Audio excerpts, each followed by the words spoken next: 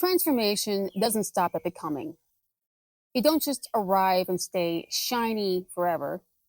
There's an unraveling that occurs, a softening.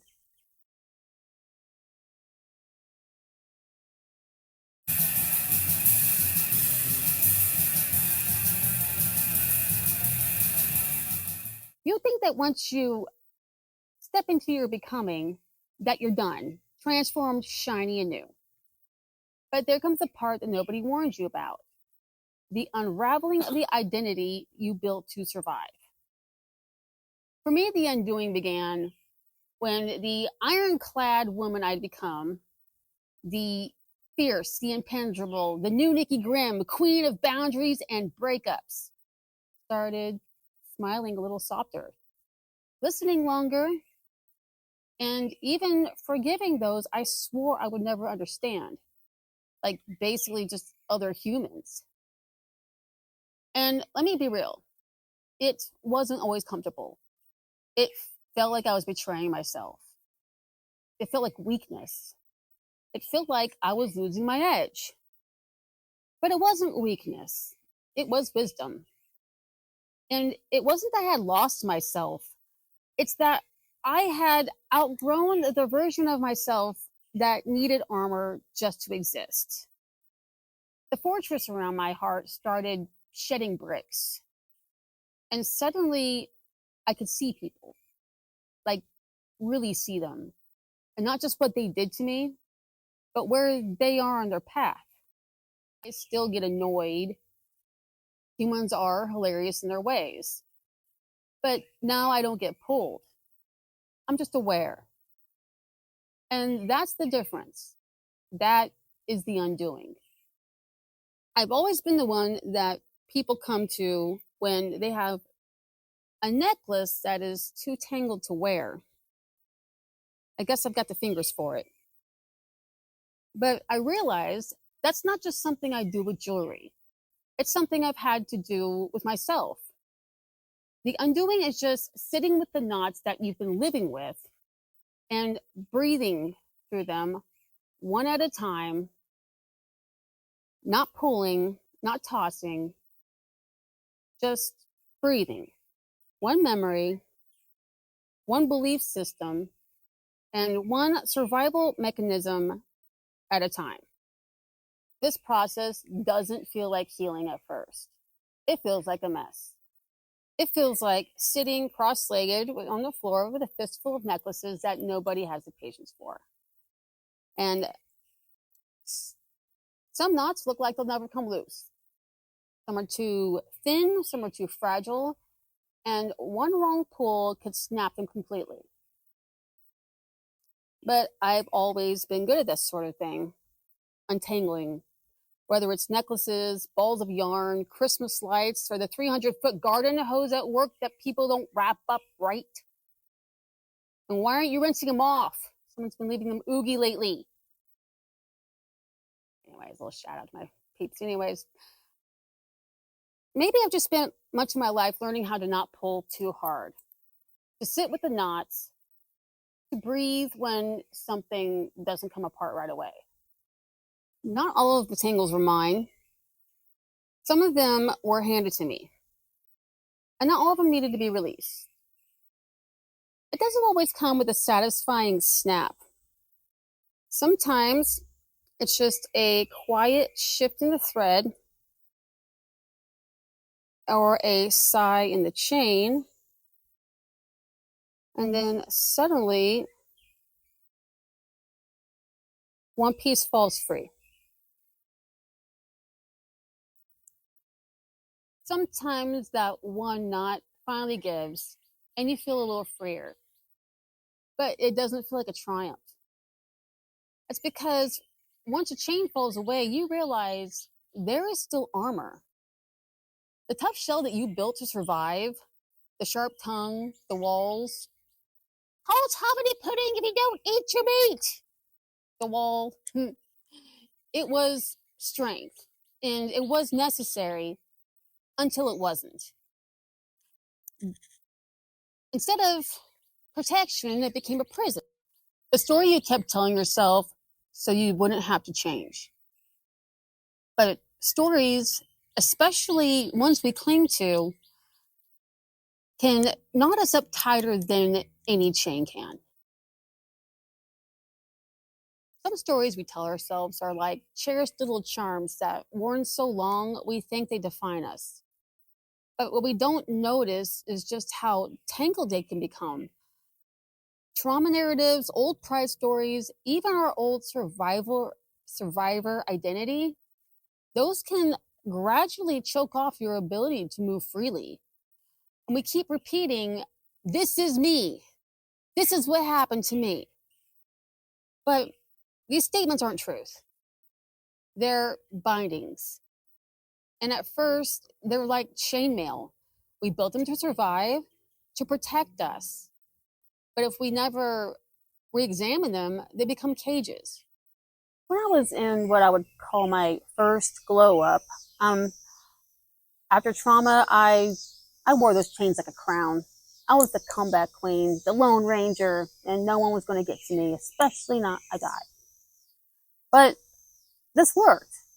And this energy helped me to help other women. I started mentoring like abuse survivors, and they saw me as fearless, strong, and unshakable. And I carried it proudly until it didn't fit anymore. Little by little, my heart softened.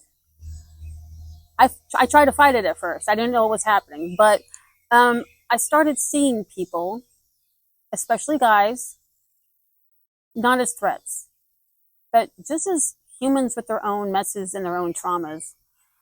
One time I was during I guess I don't know, it was mentoring or a crisis phone call, but she was upset that this new guy, after her past abusive guy, just took a prolonged time to answer back her call or text. But what I knew about this dude is he was hardworking. This dude worked long hours, and it was his like day off, the one day off. So I'm like, maybe he's thinking, you need to let this dude rest. And instead of my usual, yeah, girl, to be putting up with that, he should be up and awake for you. And then she torted back, he changed. And I felt that like a brick, and not in a bad way. I had built an entire identity around protecting women like her and like me from ever getting hurt again. Something in me shifted. I didn't just see her pain anymore. I saw his too. And I was right. Her nervous system was still giving responses from old wounds. And there was room for grace. Somewhere in the slow unwinding of my own knots, I had made space for humanity. His, hers, and my own. When you finally sit down to untangle a necklace, you don't yank. You slow your breathing and gently trace back the loops, and then you work with the light. Because rushing is only going to make the knots tighter. And that's how the undoing works too. It's not a depression, although it might feel like it at first for a bit. And it's not backsliding either. It is precise, patient work. You're unraveling something that used to protect you, but now restricts you. It requires presence, it requires honesty, and it requires stillness. And stillness is not the same as stagnation. This work is careful. This work is sacred. You are reclaiming clarity one link at a time. And when those knots are finally out, the beauty of the chain that you had forgotten finally gets to shine again. And not because you added any new charms, but because you took the time to free it.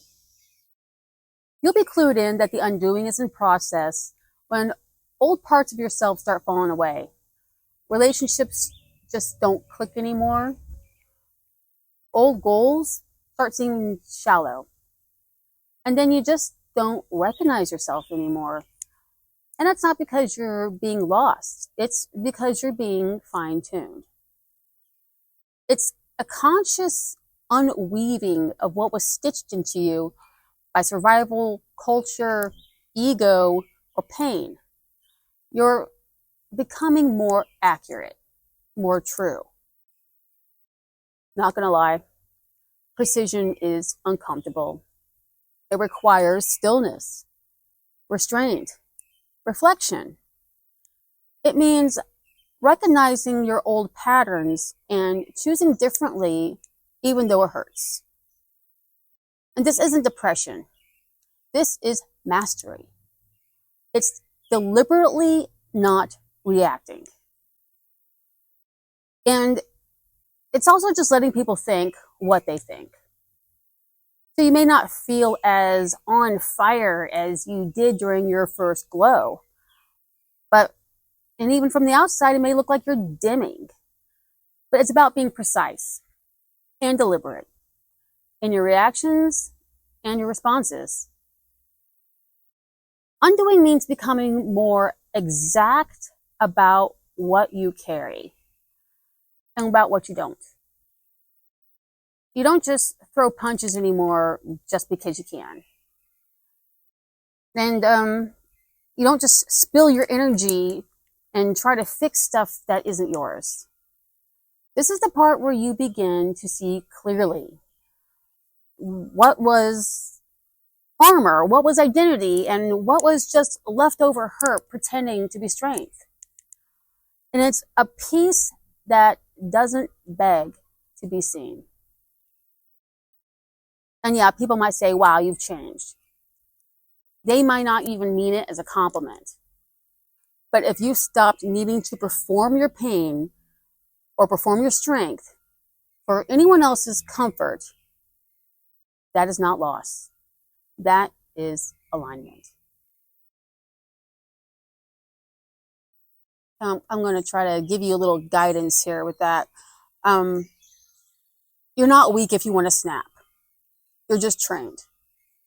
You spent years building fast, instinctual responses to keep you safe. Silence, sarcasm, rage, withdrawal, control, and they worked then. But undoing means catching the spark before the fire. So here's how to start noticing. You feel a surge. Your chest tightens, your jaw clenches, and your voice wants to rise. Ding, ding. That is your survival pattern rising back up again. Buy yourself time. Don't react. Narrate, even if just in your head, okay, this is where my system wants to get mad or respond. But this one line creates enough space for you to shift course. Default to stillness. No reply, no post, no snappy comeback. And this isn't weakness. It's you choosing the high ground so that nobody else can bait off of you. Then there's the one breath rule. Take one deep inhale. And if you're still burning, get that rage out. Take another. These aren't about being passive, and this is about staying sovereign so that nobody can steal your energy.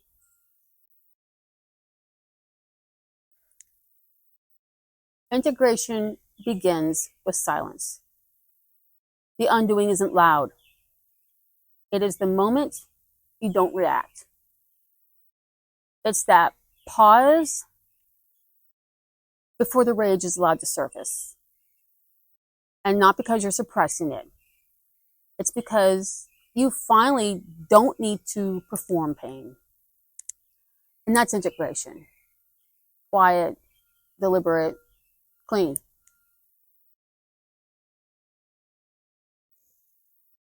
For me, what helped was journaling When I had a moment where I lost it, I wrote it down. If I have a moment where I stopped and didn't react, I wrote it down. Track your progress. So yeah, I journaled and I learned from the Stoics. I'm still learning from the Stoics. Kind of really delving into that a lot. But for you might be just as simple as putting your phone down or walking outside or both. Whatever you need to do that just gets you out of the script. Tell you, Marcus Aurelius has been my bestie lately. The dude was integral. He was ripped. Have you seen statues of this guy? Too bad he's dead. Could have had him. Here are some symbols of the undoing. Sometimes the undoing looks like throwing out the jacket that you wore during your survival time. Or just not explaining yourself for once. Really, just stop explaining yourself to people. And also, when you realize you've stopped flinching and you're not fixing. This isn't a fixing process. This is shedding. You're done carrying things that never belonged to you. And when that last knot finally gives, you're not left fragile. You're left real. No masks, no puffed up pride, no pretending to be stronger than you are. What's left isn't polished, but it is real. And you don't hide it. You reveal it. Because power doesn't come in performance. It comes from being unshakably you. And we'll dive more into that with the next episode, The Revealing. That wraps it up, Cosmic Fam. I'm calling y'all fam now. We're getting more subscribers, more interactions here and some of the other platforms. I'm excited. I'm happy about this, really. And thank you to my co-workers who have been subscribing. And if I called you out about making the water hose oogie, sorry. I rinse it off, I'm just saying. Anyways, I'll be having another in-betweener episode before the next milestone episode, Revealing. So stay tuned and stay weird.